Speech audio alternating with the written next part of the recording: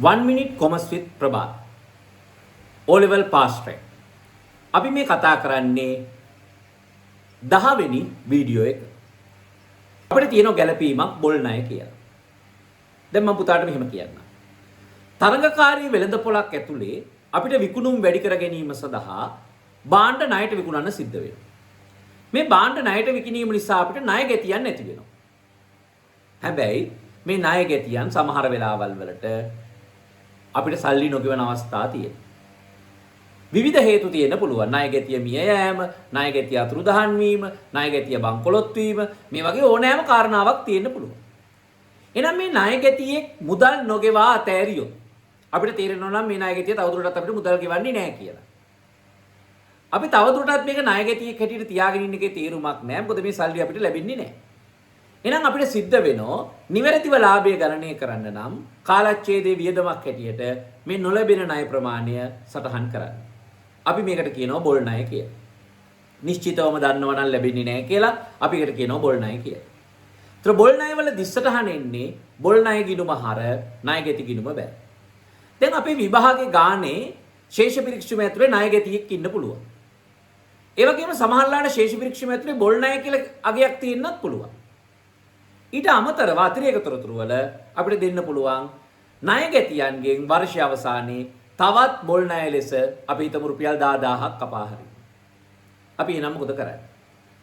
අපි කරන්නේ අර ශේෂ පරීක්ෂමේ තියෙනවා නම් බොල් ණය තිබුණොත් ඒ බොල් ණය වලට මේ අලුතෙන් කපා හරින බොල් ණය ප්‍රමාණය දැන් මම ගත්ත විදිහට 10000 එකතු කරන්න ඕන. ශේෂ පරීක්ෂම තුළ බොල් ණය නැත්තම් මේ බොල් ණය ලෙස කපා හරින 10000 අපි ලාභ ප්‍රකාශයේ බෙදා හැරීමේ වියදම් වලට කෙලින්ම සටහන් කරන්න පුළුවන්. ඒ වගේම ණය ගැතියන්ගෙන් මේ කපා හරින ලද බොල් ණය ප්‍රමාණය අඩු කරලා සුද්ධ ණය ගැති ප්‍රමාණය හොයාගෙන මේ සුද්ධ ණය ගැතියන් තමයි අපි මූල්‍ය තත්ත්ව ප්‍රකාශයේ ජංගම වත්කම් වල සටහන් කරන්න ඕන. ඒතර මෙන්න මේ විදිහට බොල් ණය බෙදා හැරීමේ වියදම් තුල සටහන් කරන්නත් ඕන.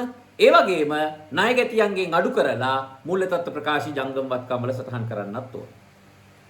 මම හිතන්නේ මේ වෙනකොට පුතාලත් එක්ක O level විභාගයේදී අපිට එන ගැළපිලි සියල්ලම සාකච්ඡා කරලා අවසන්.